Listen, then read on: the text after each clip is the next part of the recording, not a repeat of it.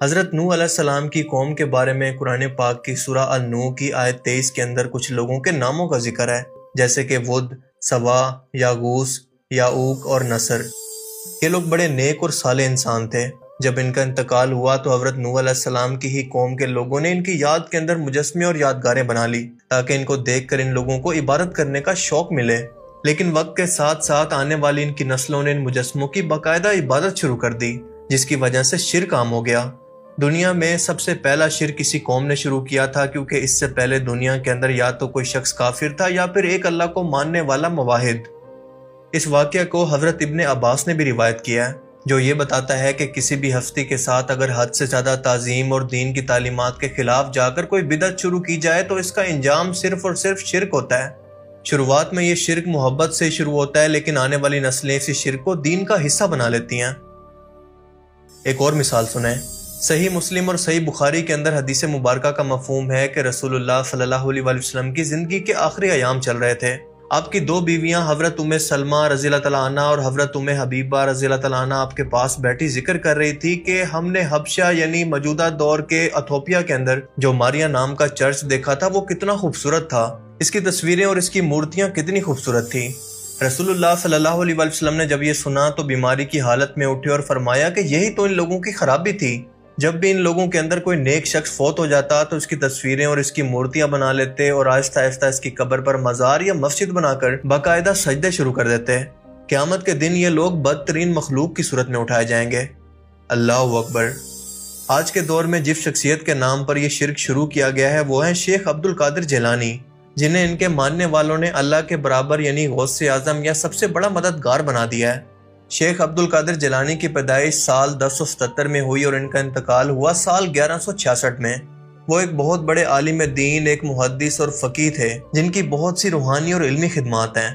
یہ سید خاندان سے تھے، یعنی مولا علی علیہ السلام کی نسل سے، ایک ایسے مواحد سے جس نے پوری زندگی اللہ کے دین کی تبلیغ کی ہو۔ آپ کیسے اس شخص سے یہ امید رکھ سکتے ہیں کہ اس نے کوئی ایسی بات کر دی ہو جو کہ قرآن و حدیث کے نہ صرف خلاف ہو بلکہ انہیں اللہ کے مقابلے میں کھڑا کر کے ان سے ایسے دعائیں مانگی جائیں جیسا کہ اللہ کا حق ہے۔ غوث اعظم کا مطلب سب سے بڑی مدد کرنے والا۔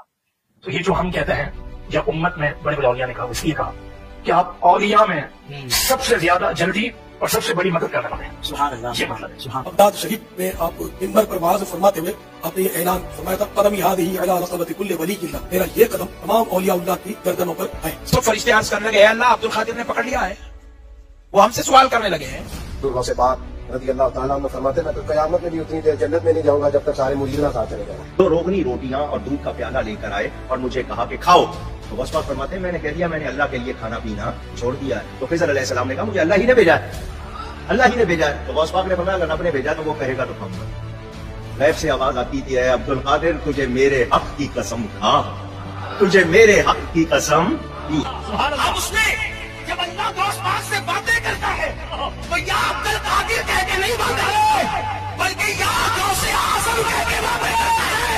جسے خدا بھی غوث اعظم کہے وہ میرے مرشد شیخ عبد القادر جیلانی کی ساری خدا دی خدائی عبد القادر کے سامنے ایسے ہے جیسے ہتھیلی پر رائی کا دانا رکھا ہوا ہے۔ خود غوث پاک نے فرمایا زمین کا بیلنس قائم ہے عبد القادر کی وجہ سے۔ زمین میں یہ جانوروں کے تھنوں میں جو دودھ ہوتے ہیں یہ عبد القادر کی وجہ سے فرمایا غوث اعظم۔ زمین پر جو بچے شفا پاتے ہیں یہ عبد القادر کی وجہ سے فرماتے ہیں غوث پاک۔ بتا دو دنیا والوں سے جس کو خدا کہیں یاد نہ آئے عبد القادر کے جلسے میں آ جائے۔ فرماتے ہیں غوث پاک جس نے نہ دیکھا مدینے والے کو عبد القادر کو دیکھ لے۔ فرماتے ہیں حضور غوث اعظم سرکار جس کو تمنا ہو کعبہ دیکھنے کی عبد القادر کا روضہ دیکھ لے، دربار دیکھ لے۔ غوث پاک کا حال یہ تھا کہ غوث پاک کا نام کوئی بے وضو لیتا تھا تو وہ مر جاتا تھا۔ غوث وہ ولی ہے کعبہ جس کے گھر کا طواف کرنے آتا ہے۔ مصیبت ٹال دینا کام کس کا غوث اعظم۔ ظاہر سی بات ہے کہ یہ سب کچھ ان سے جھوٹ منسوب ہیں، جس پر میری ایک پوری الگ سے ویڈیو موجود ہے جسے اگر آپ چاہیں تو دیکھ سکتے ہیں۔ اب اس طرح کی گمراہیاں صرف بدقسمتی سے ہمارے انڈین سب کانٹیننٹ کے اندر ہی پائی جاتی ہیں، کیونکہ جہاں پر بغداد کے اندر شیخ عبد القادر جیلانی مدفون ہے وہاں کے لوگوں کے عقیدے بھی شیخ عبد القادر جیلانی کے بارے میں وہ نہیں ہیں جو کہ ہمارے انڈیا پاکستان کے اندر معاذ اللہ کے برابر پہنچا دیے گئے ہیں۔ حال ہی میں ٹرکش ڈرامہ سیریز صلاح الدین ایوبی کی 24ویں قسط کے اندر پاکستانی اداکار نور الحسن کی شیخ عبد القادر جیلانی کی صورت انٹری دکھائی گئی، کیونکہ صلاح الدین ایوبی اسی زمانے سے تعلق رکھتے ہیں۔ جن لوگوں نے آج ان کے نام پر شرک شروع کر رکھا ہے وہ لوگ غور سے دیکھیں کہ شیخ عبد القادر جیلانی یہاں پر خود توحید یعنی ایک خدا کی عبادت کی تبلیغ کر رہے ہیں، نہ یہاں پر کسی وسیلے کی بات ہو رہی ہے، نہ کسی توسل کی۔ شیخ عبد القادر جیلانی تمام مسلمان قوتوں کو صلیبی قوتوں کے خلاف اکٹھا ہونے کی بات کرتے ہوئے کہتے ہیں کہ تمہارے لیے توحید کا مطلب کیا صرف ایک لفظ ہے؟ اسی ایک بنیاد پر تو اللہ کے رسول نے ہم سب کو اکٹھا کیا تھا، اور یہ توحید تو ایمان کی بنیاد ہے۔ یعنی جو شخص ایک اللہ کو سب کچھ نہیں مانتا، اپنا مالک، اپنا رازق اور اپنا مدد کرنے والا، وہ مسلمان ہی نہیں ہو سکتا۔ مسلمان کا وجود ایک مکمل توحید ہے، توحید ایمان کی بنیاد ہے۔ توحید کے اس مضبوط قلعے میں داخل نہیں ہونا چاہیں گے۔ غوث پاک آپ کے گناہگار مرید آئے ہیں، ہماری جھولی بھر دیجیے۔ یہ باتیں وہ شخص کر رہا ہے جو کہ اللہ کا نیک بندہ ہے، اور جس کی قبر پر جا کر لوگ اس سے دعائیں مانگ رہے ہیں، اسے اپنا سب سے بڑا مددگار یا پھر غوث اعظم بنا بیٹھے ہیں۔